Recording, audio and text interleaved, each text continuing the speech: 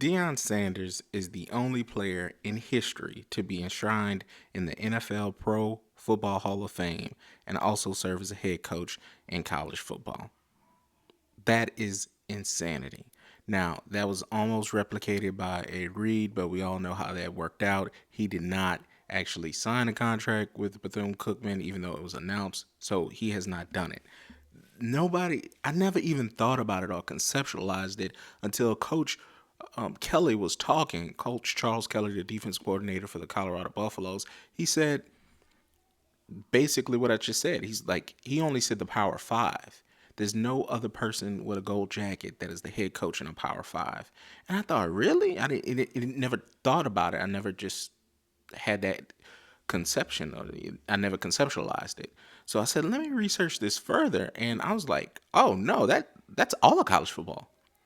That's insane. That is living Black history. I mean, that's one of the reasons why I wanted to do this video, to shout out Black history and to shout out the beginning of Black History Month. This man is a living legend. We already knew that, and now he's doing it on another level.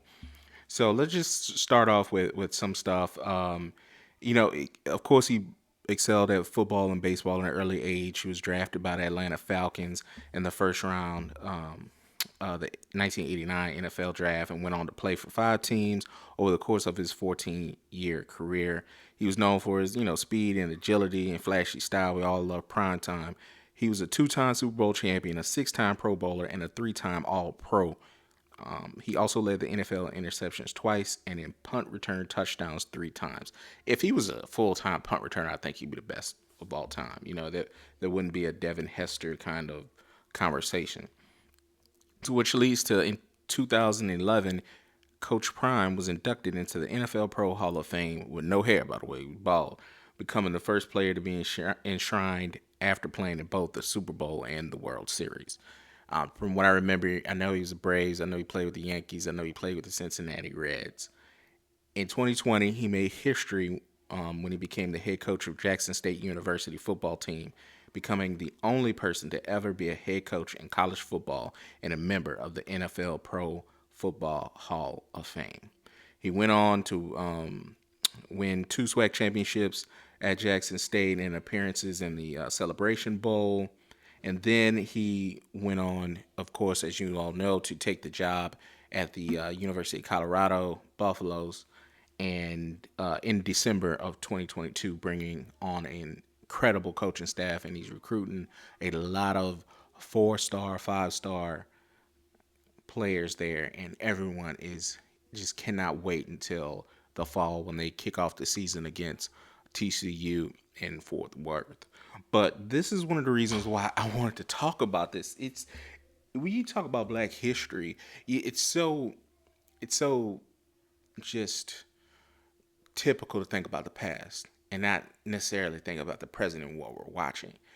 It didn't click to me until someone said it. I was like, "Yo, Coach Kelly is right. This has never been done before. It's unbelievable." And I'll give you some people who were close to doing it, but they never actually did it. I told you about Ed Reed, and you can do the research yourself. If I'm wrong, let me know. So the only other head coaches that are in the NFL Hall of Fame that we know about have been in the NFL.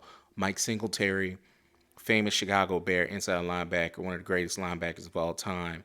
Especially when I was growing up, I loved watching old film of him. He went on to be the San Francisco 49ers head coach, and he was in the running to be the Baylor football head coach when all that stuff with Art Browse went down, but that ended up eventually going to Coach Prime's hater, number one hater, Matt Rule. He didn't get the job. He's back. I believe he's an assistant coach in NFL, but he's never been a head football coach on the college level. So then there's Mike Munchak. Mike Munchak was a guard. I believe he was enshrined either in the late '90s or the early 2000s. He went on to become the Tennessee Titans head coach. From my understanding, he's always been a an NFL kind of guy, so I don't think he's going to be a college football coach anytime soon. Again, the only other person that got close was Ed Reed. He would have been the second Hall of Fame player to be a head coach on in college football. Period. That's how rare this is. The other examples you want to talk about, Herm Edwards. Herm Edwards was a really good football player. Played for the Eagles a long time. Basically, he was the reason why the victory formation was made.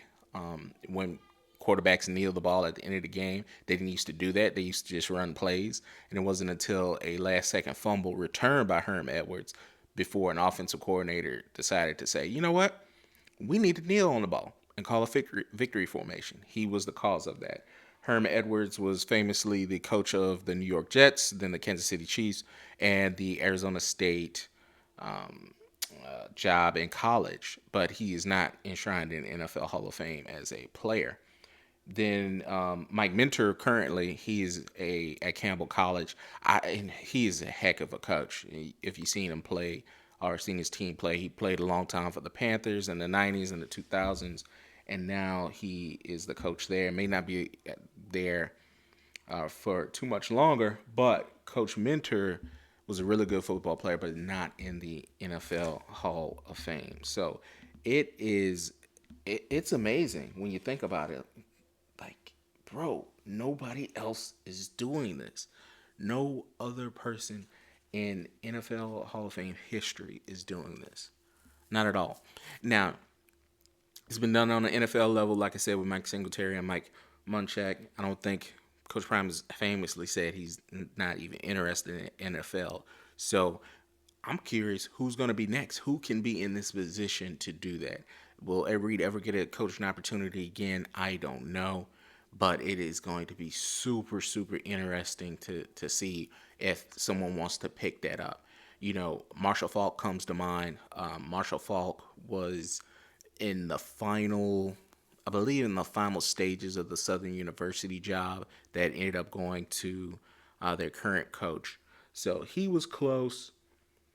I just don't know if anyone else is in my head. I mean, please, if you all know, please educate me and put it in the comments below. But there's never been done before. So this is Living Black History, 365, but definitely in the month of February and in 2023, we wanted to highlight Coach Prime and say some of these things that just have never been done. And he continues to do things that just have never been done before.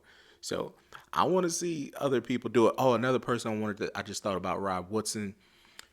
Coach Woodson left the NFL Network. He was a great announcer and combine person. He left to actually go into the NFL. He's been a coordinator, not a coordinator, but a personnel person. Definitely was on the Raiders before the Gruden thing blew up. And from my understanding, he's a head coach in the XFL currently. So I could definitely see Rob Woodson easily running the program. He's a Hall of Fame, just I loved Rod Woodson growing up. Could always play great Steelers player, great Ravens player. So he can eventually, run a program. I can definitely see that. So, and Shannon Shaw, where you at, man? Shannon, what you gonna do, bro? So take a break from Club Shay Shay and coach some kids and see, maybe that's something he wants to do. But that's something he could definitely do. He knows the game. So that's what I wanted to say to you all. Happy Black History Month 2023. Hope it starts off with a bang and everyone is enjoying themselves out there. Till next time.